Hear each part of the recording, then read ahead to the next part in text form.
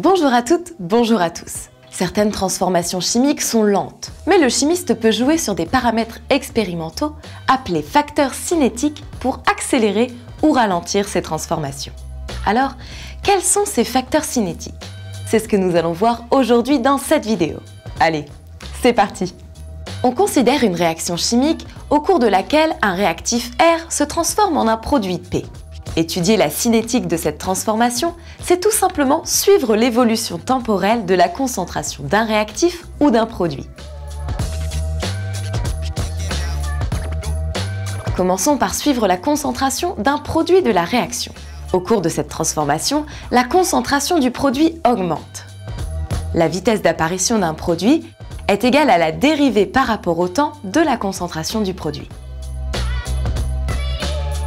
Elle est aussi égale au coefficient directeur de la tangente à la courbe au temps t considérée et peut être déterminée graphiquement.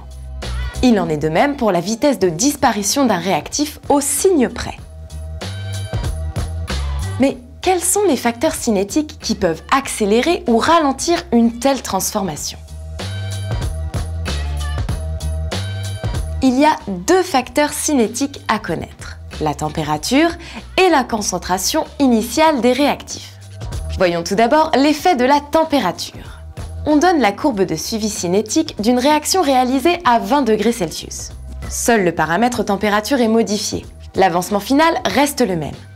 À 10 degrés Celsius, on obtient une autre courbe de suivi cinétique. De même à 30 degrés Celsius. En traçant la tangente à t égale 0 sur chaque courbe, on remarque que plus la température est élevée, plus le coefficient directeur est grand et donc plus la vitesse d'apparition du produit est importante. L'état final est atteint plus rapidement.